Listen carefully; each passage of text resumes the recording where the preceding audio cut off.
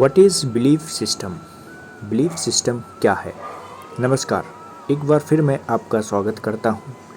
हम बात करेंगे सबकॉन्शियस की और इसमें हम बात करेंगे different secret of your subconscious power.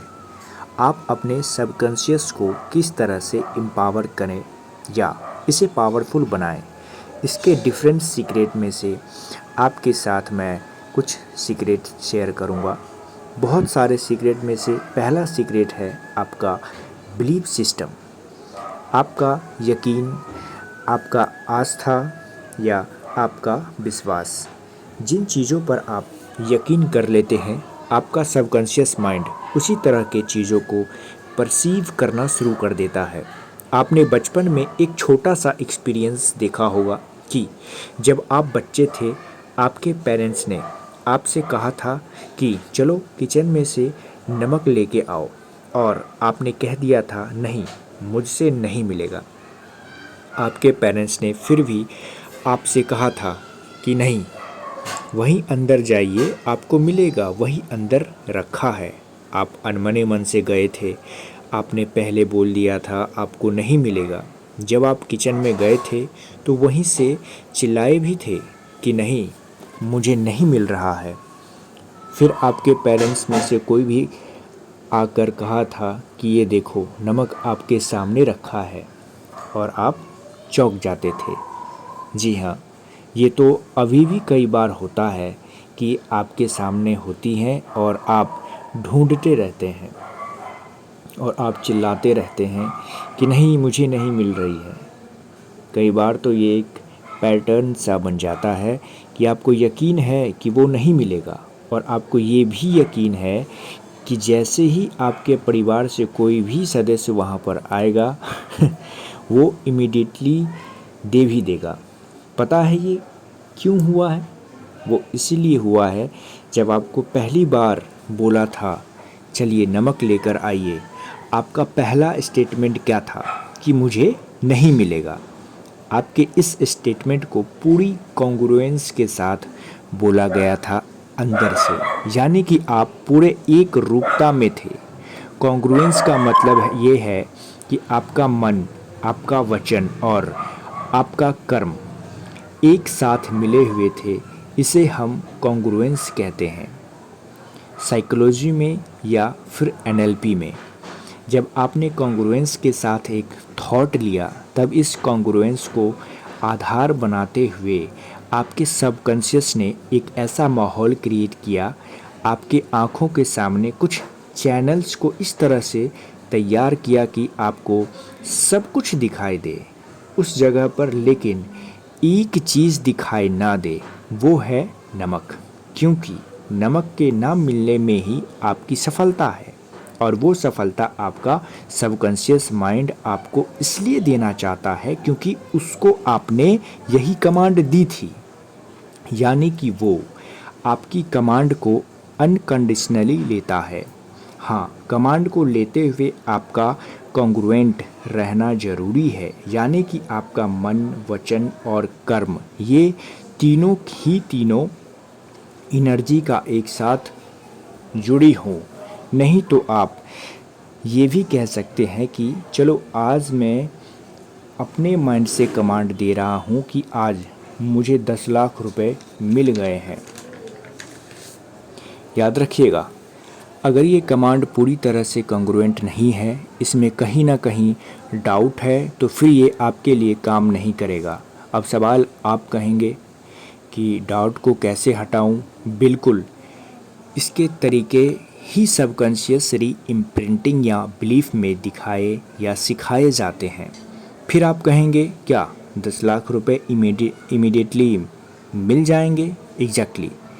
या फिर आप 10 लाख रुपए कमाने के लिए जिस रास्ते की आपको ज़रूरत है, जिस एनर्जी की आपको ज़रूरत है, जिस आइडेंटिटी की आपको ज़रूरत है, जिस वैल्यू की आपको ज़रूरत है, वो आपको मिलना शुरू हो जाएगा। यानी कि अपनी सफलता के लिए रास्ता पकड़ लेंगे। सो पहली चीज़ है आपका बिलीफ सिस्टम। बिलीफ के बारे में एक चीज़ बताता हूँ। 20वीं शताब्दी की शुरुआत करीब 1904 या 1905 की छोटी सी घटना है। घटना ये है कि एक टाइपराइटर यूज़ करते हैं ना आप इस वक्त आपके मोबाइल में, वो भी कीबोर्ड है, क्वाट्री, QWERTY वाला है, और इस पर आप टाइप भी करते हैं। उस समय ये टाइपराइटर दुनिया यूज़ कर रही थी और उसी वक्त एक आदमी ने एक नया टाइपराइटर बना दिया और वो इतना सिंपल था, उसे एक आदमी ईज़िली से 1 से 2 दिन में सीख सकता था। उसका नाम भी उन्होंने रखा था, उसका नाम था DSK, ड्वार्फ सिंप्लीफाइड कीबोर्ड। और लोगों में से एक कंपटीशन पैदा हो गया था। ये जो क्वाट्री KWERTY आपका जो मॉडर्न आज की तारीख में भी जो कीबोर्ड है, एक वो था, एक DSK था जो 4 उंगलियों से चल सकता था। और अचानक एक कंपटीशन हुआ ये तय करने के लिए कि इन दोनों टाइपराइटर में बेसिकली कौन सा बेहतर है, और उसके पैरामीटर ये तय किए गए कि जो भी स्पीड, जिसकी भी स्पीड अच्छी होगी वही अच्छा माना जाएगा, और दोनों का कंपटीशन शुरू हो गया। लेकिन यहाँ एक छोटी सी गड़बड़ थी कि QWERTY क्वाट्री वाला जो टाइपराइटर था, चूँकि वो बहुत पहले से लोग यूज़ कर रहे थे, तो उसके कुछ एक्सपर्ट थे जिनकी उंगलियों में और माइंड में, जिनकी बॉडी में पैटर्न थे, जिनके स्पीड वह बहुत अच्छी तरह से जान चुके थे।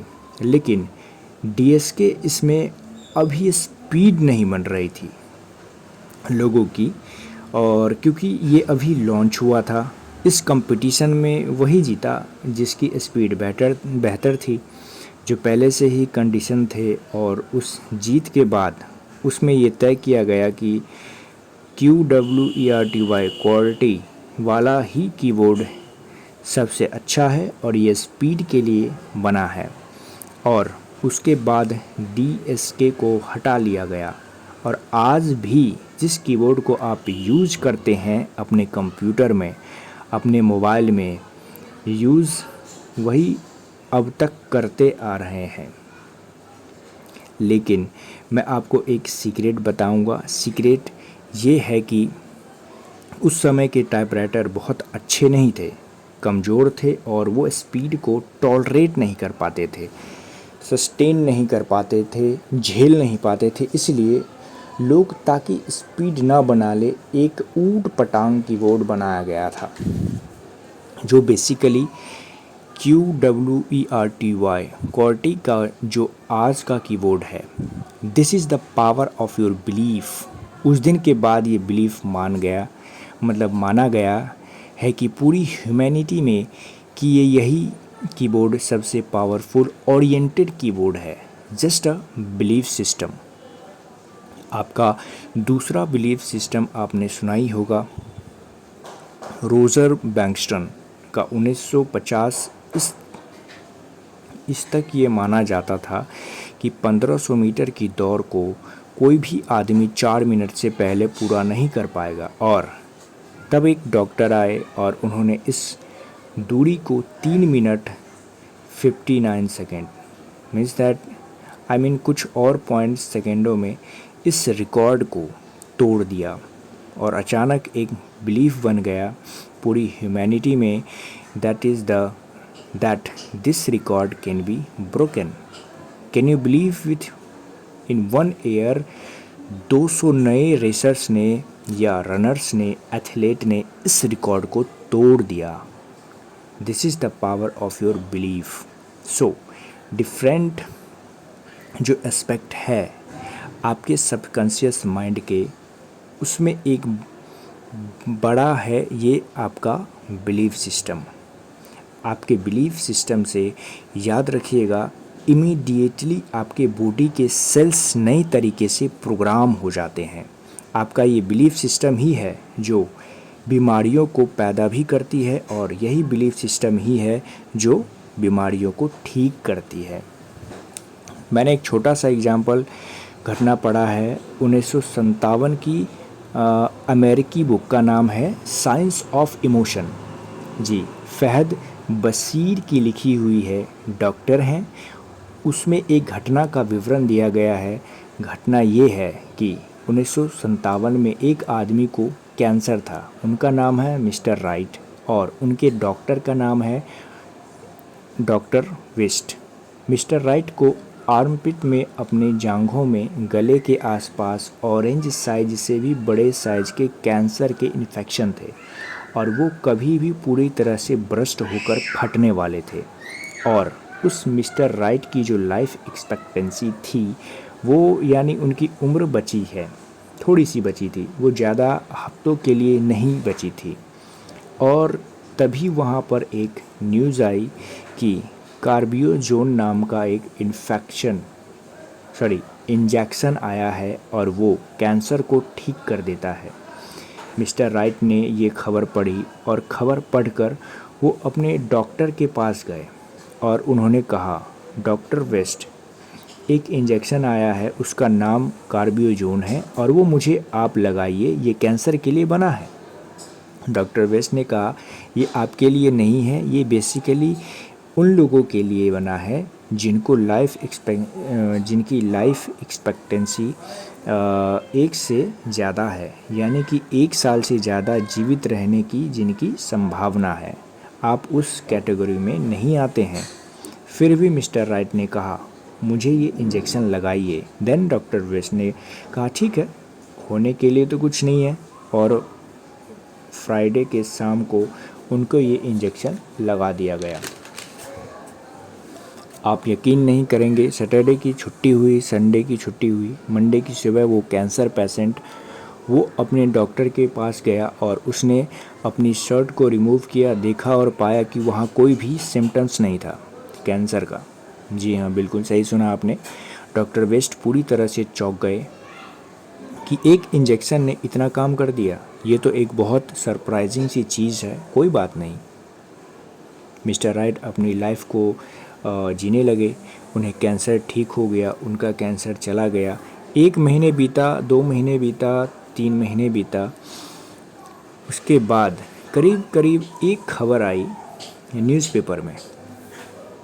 ये था कि कार्बियोजोन basically is not effective drug. ये इफ़ेक्टिव ड्रग नहीं है। और इससे हुआ क्या, इससे कैंसर का कोई मतलब नहीं है। ये सारी की सारी खबर मिस्टर राइट, जो कि पेशेंट थे, उसने भी सुन ली। और इमीडिएटली आप यकीन नहीं करेंगे कि क्या क्या हुआ। तो सुनिए क्या हुआ। मिस्टर राइट को ओवरनाइट वो कैंसर फिर डेवलप हो गया। संतरे के साइज़ का वो इन्फेक्शन के सेल्स इसके बॉडी पर दिखाई देने लगे और दौड़ता हुआ फिर अपने डॉक्टर के पास गया और डॉक्टर से बोला, उसने शिकायत की, वो इंजेक्शन काम ही नहीं कर रहा था, वो इन्फेक्शन फिर लौट आया। बट डॉक्टर समझ चुके थे कि दवाई का रोल है या नहीं है ये अलग बात है, पर लेकिन इस आदमी के बिलीफ सिस्टम का बहुत बड़ा रोल है। इसे मेडिकल साइंस में प्लेसिबो कहा जाता है, PLACEBO। और डॉक्टर वेस्ट ने उनके साथ एक छोटी सी चाल चली कि उन्होंने कहा कि देखिए, जो इंजेक्शन मैंने दिया था आपको वो बिल्कुल सही था, असली था और इफ़ेक्टिव भी बहुत था। उसके बाद वाले जितने भी इंजेक्शन आए वो इफ़ेक्टिव नहीं था। मिस्टर राइट ने कंफर्म किया कि आप सही कह रहे हैं। डॉक्टर ने उसने कहा, हाँ ये सही बात है, जो इंजेक्शन मैंने दिया वो पूरी तरह से इफ़ेक्टिव था। अच्छा, तो ये कहकर मिस्टर राइट वो अपने घर गए और अगले दिन फिर वो अपने डॉक्टर के पास गए। उन्होंने फिर शर्ट उतारी और देखा उसका कैंसर पूरी तरह से ठीक हो चुका था। अगले 6 महीने तक वो बिल्कुल ठीक रहे। अभी तक उन्हें कोई नया इंजेक्शन भी नहीं दिया गया था। उनका कैंसर पूरी तरह से क्योर हो चुका था। उनकी रिपोर्ट पूरी तरह से निगेट कर रही थी कि उनको कैंसर है। वो अपनी हेल्दी लाइफ जी रहे थे। और कुछ महीनों के बाद एक रिपोर्ट आ गई, कार्बियोजोन को अब मार्केट से हटाया जा रहा है क्योंकि ये पूरी तरह से इनइफेक्टिव है। ये मात्र एक डस्ट है, धूल है। और ये खबर मिस्टर राइट ने भी पढ़ ली। उसका दिल टूट गया। उसका इंटरनल बिलीफ फिर से बदल गया। और आप जानते हैं फिर क्या हुआ? ओवरनाइट कैंसर फिर उसी साइज का हो गया और नेक्स्ट डे उसकी डेथ भी हो गई। This is the power of belief. अब सवाल उठता है, आपको अपने बिलीफ को कैसे बनाएं, या आप अपने बिलीफ को कैसे बनाएं? बिलीफ बनाने की बहुत सारी तकनीक है जिनके बारे में मैं डिफरेंट वर्कशॉप में शेयर करूंगा। आप बिलीफ सिस्टम बना सकते हैं कि आप अपनी एनर्जी को बेहतर करें, माइंड से उन चीज़ों को पालें जिनको आपकी तलाश है। इस वीडियो से मुझे उम्मीद है कि आप अपने बिलीफ को पॉजिटिव करते हुए अपनी लाइफ को एक नई दिशा देंगे और एक नई दशा पर आप पहुंचेंगे। Thank you very much and take care.